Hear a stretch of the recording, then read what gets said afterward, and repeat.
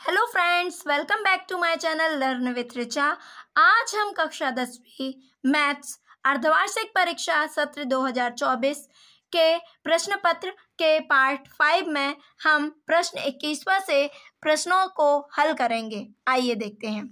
एक समतल जमीन पर खड़ी मीनार की छाया उस स्थिति में 40 मीटर अधिक लंबी हो जाती है जबकि सूर्य का उन्नयन कोण 60 अंश से अधिक 30 हो जाता है, तो मीनार की ऊंचाई ज्ञात कीजिए। आइए देखते हैं। तल जमीन पर खड़ी मीनार की छाया। सबसे पहले मीनार की क्या ज्ञात करनी है? ऊंचाई। तो यह हो गई मीनार, हमने इसको नाम दे दिया AB। एक समतल जमीन पर खड़ी मीनार की छाया, यह है छाया, उस स्थिति में 40 मीटर अधिक लंबी हो जाती है। तो ये हो, मान लिए x है, तो 40 मीटर अधिक लंबी, तो यहां से यहां तक की दूरी कितनी हो गई? 40 मीटर अधिक लंबी हो जाती है जब सूर्य का उन्नयन कोण 60 से क्या हो जाता है? 60 से 30 हो जाता है। ये मीनार AB ले लिए। मीनार की जो छाया है वो 40 मीटर अधिक लंबी हो जाती है। छाया ये है 40 मीटर अधिक लंबी, मतलब 40 मीटर बढ़ जाती है जब उसका कोण ये क्या है? 60 से क्या हो जाता है? 30। ठीक है, ये चित्र बन गया, आप कोई कठिनाई नहीं है। ठीक है, तो हम मान लेते हैं, माना कि मीनार की ऊंचाई h है। माना कि मीनार की ऊंचाई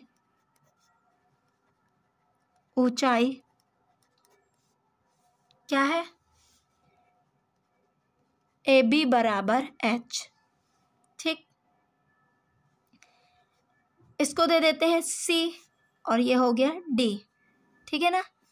छाया BC बराबर, या BC बराबर कितना मान लिए? X। ठीक, तो BD बराबर क्या हो जाएगा?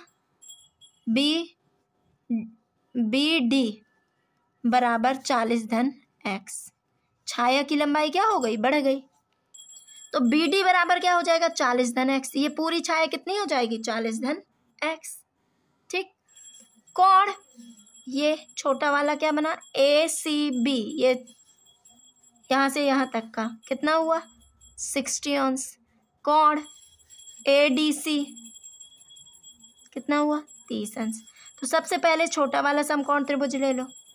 समकोण त्रिभुज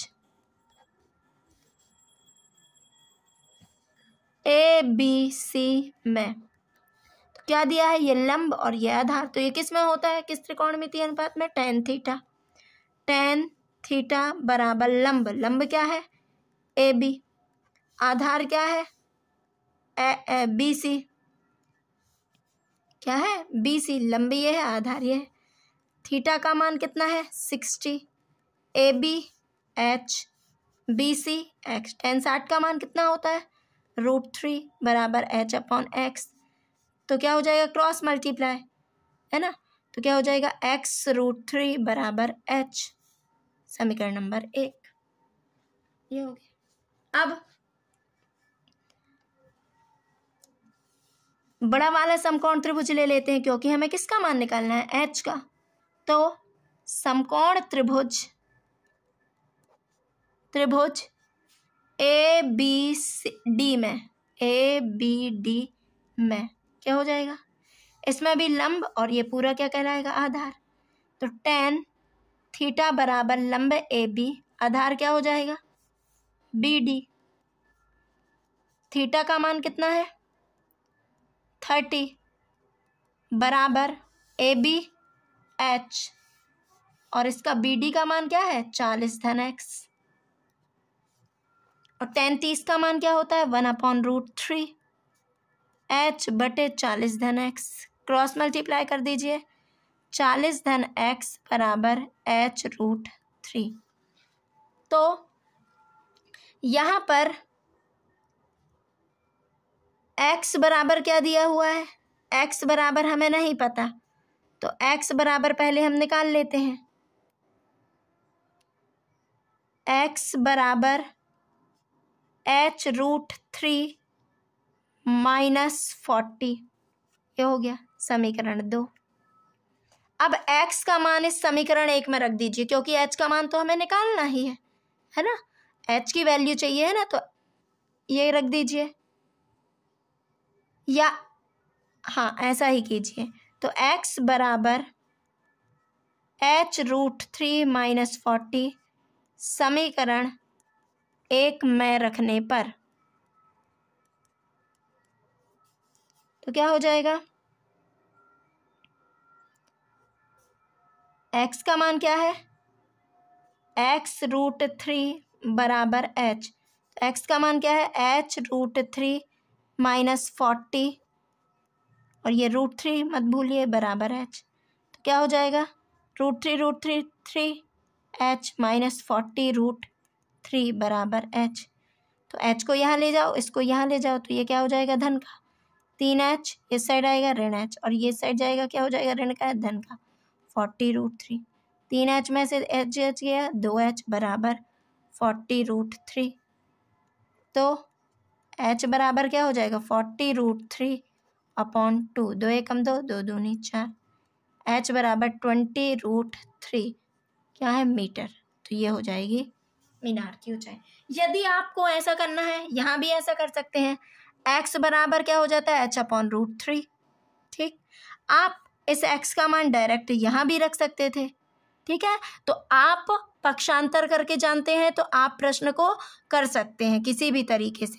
ठीक है ना, यहाँ से आप x की वैल्यू निकाल लीजिए, x बराबर h अपॉन √3, फिर यहाँ रख दीजिए डायरेक्ट, फिर हल कर लीजिएगा परिमेयकरण करके। ठीक है, फिर आपको जैसा ठीक लगे वैसा कर सकते हैं।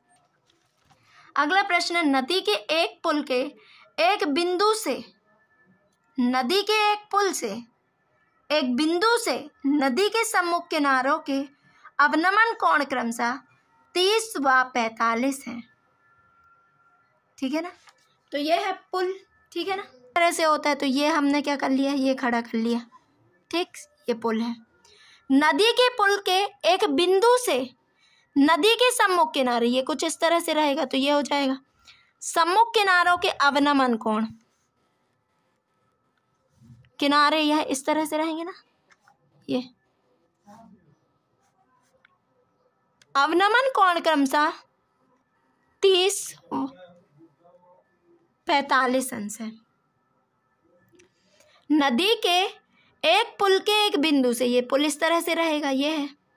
ठीक है ना, पुल के एक बिंदु से नदी के सम्मुख किनारों के अवनमन कोण क्रमशः 30 व 45 अंश है। किसी भी साइड आप बना सकते हैं। पुल किनारों से 3 मीटर की ऊंचाई पर है।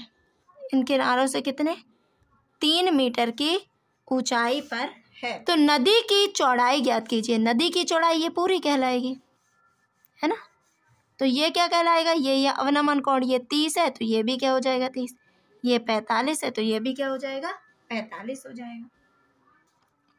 चित्र समझ में आया। अब देखिए नदी की चौड़ाई, तो ये A B इसको दे देते हैं, इसे दे देते हैं C, यहाँ दे देते हैं D, इसको मान लेते हैं हम यहाँ से यहाँ तक की X, यहाँ से यहाँ तक की क्या मान लेते हैं Y, और ये पूरी चौड़ाई क्या हो जाएगी X धन Y। ठीक, अब देखते हैं, तो लिखेंगे माना कि नदी की चौड़ाई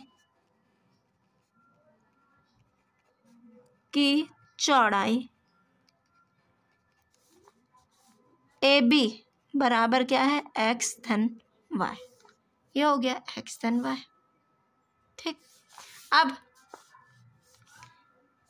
AD बराबर क्या माना है हमने x, और BD बराबर क्या माना है y। अब CD कितनी ऊंचाई है, CD बराबर 3 मीटर, और अवनमन कोण, ठीक,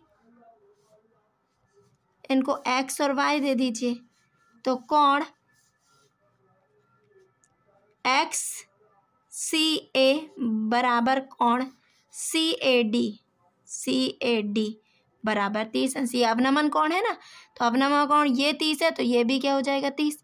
जब दो समांतर रेखाओं को एक तिर्यक छेदी रेखा काटती है तो एकांतर कोण बराबर होते हैं। ये क्या हो जाएगा कोण YCB बराबर कोण CBD बराबर 45 अंश। अब देखिए ये दो समकोण त्रिभुज बने हुए हैं, एक ये वाला CDA और एक ये CDB। जिसको लेना आप पहले ले लीजिए। समकोण त्रिभुज CDA में क्या लगेगा, लंब और आधार दिया हुआ है, तो tan 30 बराबर लंब क्या हो जाएगा CD, आधार क्या है AD। tan 30 का मान कितना होता है 1/√3। CD का मान कितना है 3, AD का मान x। क्रॉस मल्टीप्लाई करिए x का 1 से और ये क्या हो जाएगा x बराबर 3√3। Equation first. अब समकोण त्रिभुज CDB में ये लंब और ये क्या हो जाएगा आधार, तो tan 45, थीटा क्या दिया वो 45, लंब क्या हो जाएगा CD बटे आधार क्या हो जाएगा BD। तो tan 45 एक CD का मान कितना है 3, BD का मान y, क्रॉस मल्टीप्लाई y बराबर 3 2। अब हमें क्या निकालना है चौड़ाई। तो नदी की चौड़ाई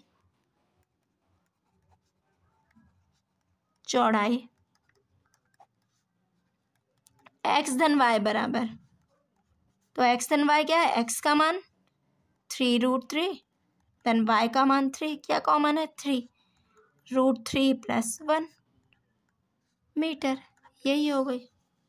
अतः नदी की चौड़ाई क्या होगी 3√3 + 1 मीटर। यदि किसी भिन्न के अंश और हर, तो भिन्न क्या होती है अंश बटे हर के रूप में होती है।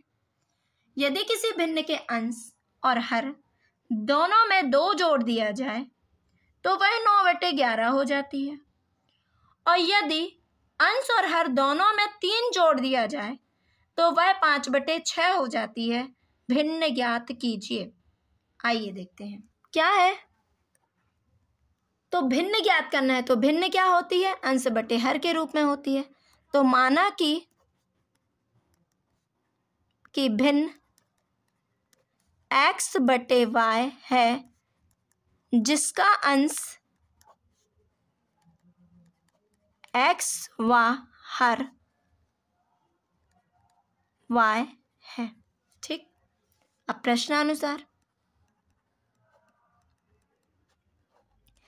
प्रश्न ये कह रहा है कि यदि किसी भिन्न के अंश और हर दोनों में 2 जोड़ दिया जाए, ये है अंश और हर, लिख लो भिन्न ये है ना, अंश और हर दोनों में 2 जोड़ दिया जाए तो कितना हो जाती है 9/11। क्रॉस मल्टीप्लाई कर दीजिए, 11 x धन 2 तिर्यक गुणा 9 y धन 2, तो 11x 11 दूनी 22, 9y धन 9 दूनी 18, तो क्या हो जाएगा 11x बराबर, इसको पक्षांतर कर लीजिए 9y धन 18 ऋण 22, तो 9y 22 में से 18 गए 4, लेकिन बड़ी संख्या किसकी है ऋण की, ठीक है ना। तो 11x, तो x बराबर 9y ऋण 4/11, समीकरण 1। अब आगे पढ़िए, तो लिख लेते हैं पुनः प्रश्नानुसार।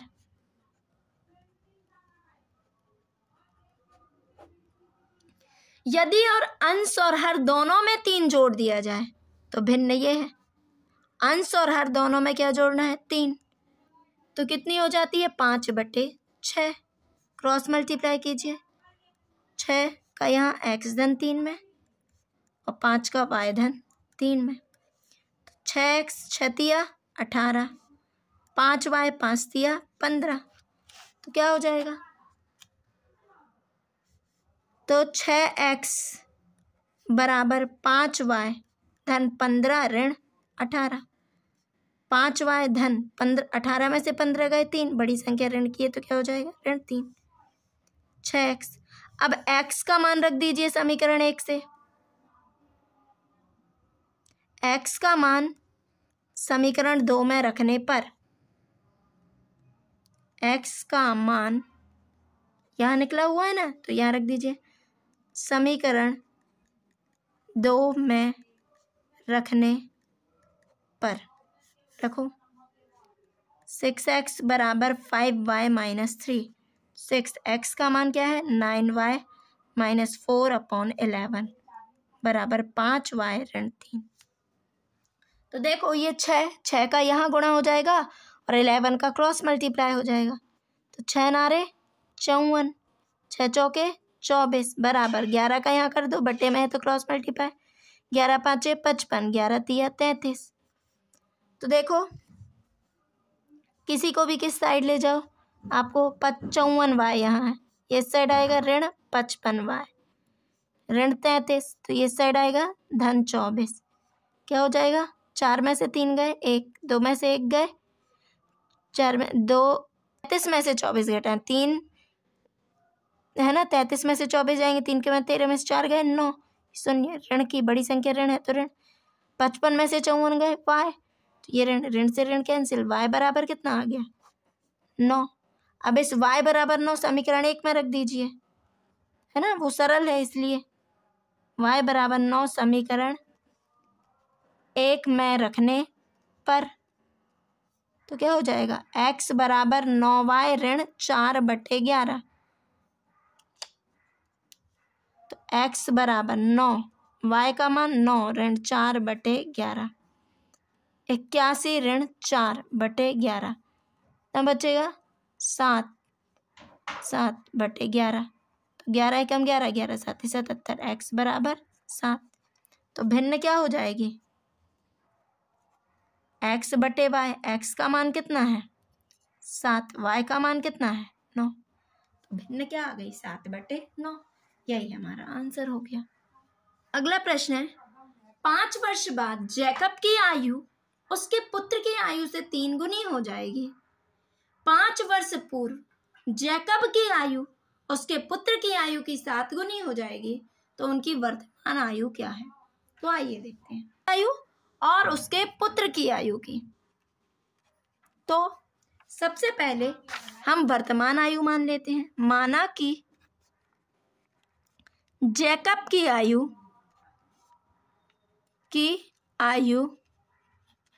x व उसके पुत्र की आयु